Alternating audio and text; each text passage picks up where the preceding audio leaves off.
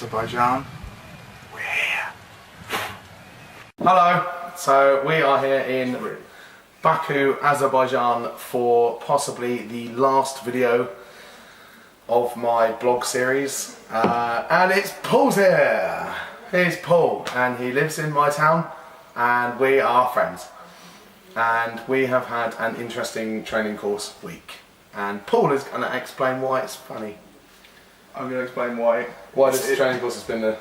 yeah, it's been interesting. I've never seen Ryan in any sort of official capacity before. He's told me that he's in charge of things sometimes, but I'm in charge. It doesn't really sit right with what I know about him. But he's done a very good job against all odds, and no problems whatsoever. Everyone does exactly as they're told. Everyone shows up on time. It's amazing. When I ask for something, do you know what? It's almost got to the point, I think, when if I ask, I don't even need to ask for something. It'll just sense, and it will turn up like an hour before. They're very intuitive people. Yeah, it's cool. It's cool. It's not like anything I've ever done before. So. This is the contrast of stress here. So, Paul is drinking Herdlan of the national beer of Azerbaijan, owned by Tuborg, and I'm drinking Russian fizzy water. Yes. You need to keep your wits. No, you don't need to keep your wits about you anymore. It's done. It's finished. I do. I ain't been paid yet. I have. So that's fuck you. Back home time to a hero's welcome, I'm sure. Yeah, my sister said today, Dad wants to know about your triumphant return. I'm like, it's hardly triumphant. I've got to live with my dad. Might be some trumping today, isn't it? It doesn't seem very triumphant when you've got to live with your dad. So yeah, well, your friends certainly seem to want you home. All two of them. Well, I'm here. I came to you. Shit. Just. I've never actually explained what I do here in any of these videos. It seems like you've dropped the ball there because that's surely what the point of it is. No, it was the first one was like first impressions of Baku, and now it just got ridiculous. Like we're doing impressions of people, and we're generally drunk. So usually when these training courses take place, I contact partners in different countries, and they find participants. But this time, we just kind of randomly advertised it across the world, and people independently applied. And according to Mr. Salmon, we were the best of like 100 people from each country. Which is a complete fucking lie. I've seen like 20. I'm fairly sure that I beat out 100 people to win. Do you know how many? I don't think the fact that we lived together had any bearing. No, not at all. No, there's no favouritism here. Not the fact, and also no favouritism down to the fact that they're all attractive. That's got nothing to do. But do you know how many applicants there were from the UK? Like how many people applied for this project? A staggering 3 people. Yeah. So 100% of the applicants. 100% of applicants were accepted. And I live with you, and I live with another guy who's involved with the project, and he knows one of the other guys, and Brandon is just a tag along. I feel like he's my son. Yeah, he's you, and he's past you. No, he's not. He's not fat enough to be past me. I'll give it time. Just feed him some cake. More cake every day. He's got 6 years to be eating cake. Yeah, okay. He's have to do it every day, I think. The other point of this training course, something I haven't really experienced because I usually work with a more experienced bunch of people, is this course has got to demonstrate this desperate need to fill participants' head with pointless propaganda about their country. Like, the course is about youth unemployment, but everywhere it's like propaganda. It's not bad propaganda. Propaganda. It's proper bow, I tell thee. Yeah, it just seems like it's propaganda everywhere.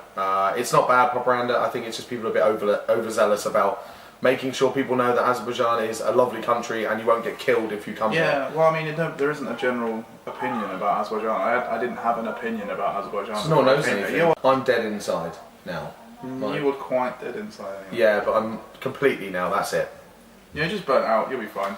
I am pretty burnt, yeah, I'm totally burnt out now. I'm ready to go home, and I've been here for 10 days. It's like, imagine running a marathon, and after the marathon you're quite tired, and then someone comes up to you and boots you in the nuts. That's kind of what happened this week. It's like, you think you were tired before? How about now, motherfucker? So you're saying this week with me has been the one. Obviously you didn't boot me in the nuts. No, obviously you didn't boot me in the nuts. But I mean, you leveled up. It feels like I've been organising the Special Olympics this week. Like, no offence to anyone who's been in the Special Olympics, but it does feel like I've been running the Special Olympics, but in a good way. Like, There's some actually really nice people on this course. Some of the nicest people I've seen so far are on this course. Not you. So, yeah. Yeah. Well, I mean, I didn't know. I've never met any. Yeah, I never met any Lithuanians. I've never met any Georgians. I've never met any Moldovans. I might have met a Ukrainian. I can't remember. I met a Ukrainian when I was high when I came back to England, but that's about it. You might have imagined that. Okay. But, are you Ukrainian? Yeah, no. Yeah, you are. Yeah. You just don't know it. But yeah, so it's been cool. Again, because I'm